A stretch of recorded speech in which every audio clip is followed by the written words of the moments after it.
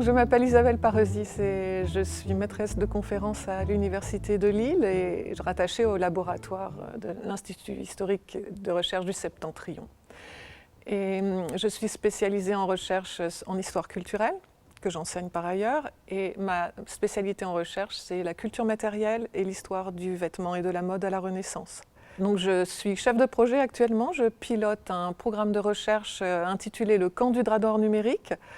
C'est un événement historique qui a eu lieu en mois de juin 1520 pendant 3 semaines au sud de Calais. Calais était à l'époque un territoire anglais qui dépendait du roi Henri VIII Tudor à cette époque. Et le site est dans la région Nord-Pas-de-Calais actuellement. Il se situait entre Guînes et Ardres. Le Camp du Drap d'Or était un événement exceptionnel dans l'histoire des cours de la Renaissance, puisque les deux souverains, Henri VIII d'Angleterre et François Ier, ont décidé de se rencontrer à cet endroit-là pour signer un accord diplomatique. Mais en fait, le véritable moteur de leur rencontre était de signifier l'un à l'autre qu'ils étaient des souverains très très puissants dans un contexte de rivalité comme il en existait entre de nombreux souverains à l'époque. Et cette signification de leur puissance passait par l'exhibition de leur luxe, on dirait aujourd'hui, ce qu'on appelle la magnificence à la Renaissance, la splendeur de leur cour. C'est-à-dire que pendant 3 semaines, ils ont vécu comme s'ils vivaient dans des châteaux, mais dans une installation éphémère qui relève plutôt de ce qu'on appellerait aujourd'hui un camping. Mais un camping de luxe dans lequel vivent quand même plus de 6000 personnes.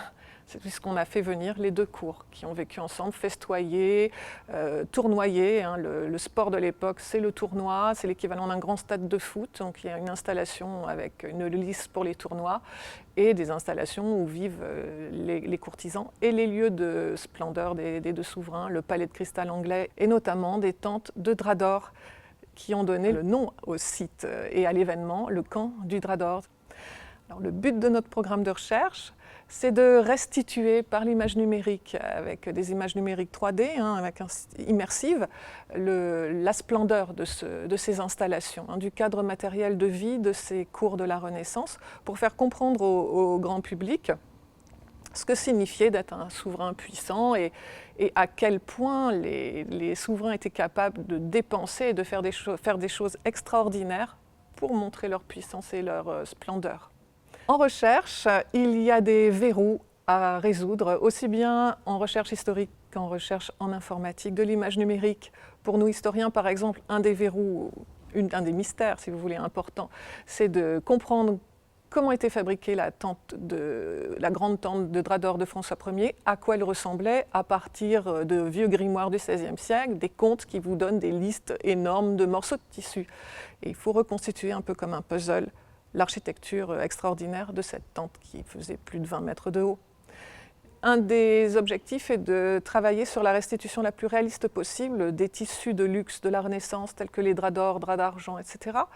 Ces tissus étant des tissus extrêmement complexes et des tissus qui jouent avec la lumière. C'est aussi la raison pour laquelle on les a utilisés lors de cet événement splendide.